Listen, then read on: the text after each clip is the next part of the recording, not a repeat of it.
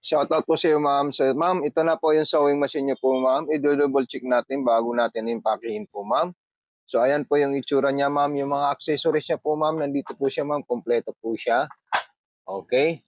So, dito, i-check natin dito sa likod. Ayan.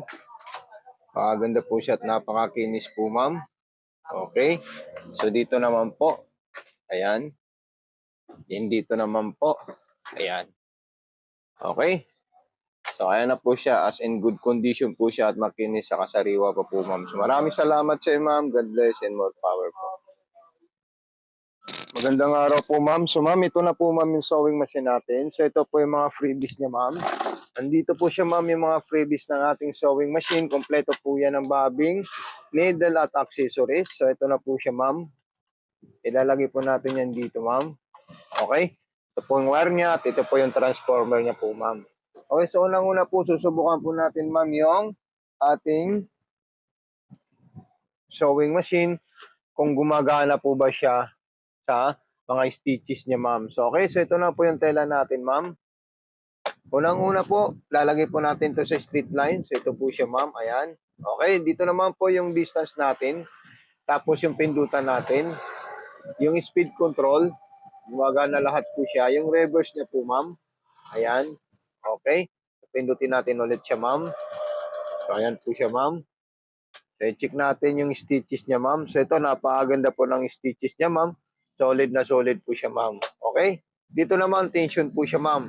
Tapos kumuha po tayo ng zigzagger natin at gawin natin siyang masinsin. So, ayan po siya. So, ilagay natin sa medium speed yung sewing machine natin, ma'am. Ayan po. Okay? So, napaka-solid po siya, ma'am. Then, yung refilling thread niya po, ma'am. So, ayan po siya. Ayan. Lahat po gumagana po siya, ma'am. Wala po siyang malfunction at wala po siyang issue. Wala rin po siyang damage, ma'am. Napaka-perfect po siya, ma'am. Okay? So, ayan yung mga iba't ibang klaseng design natin, ma'am. Ayan, i-check natin lahat yan para makita nyo po kung gaano po kaganda yung sewing machine natin, ma'am. So, ayan.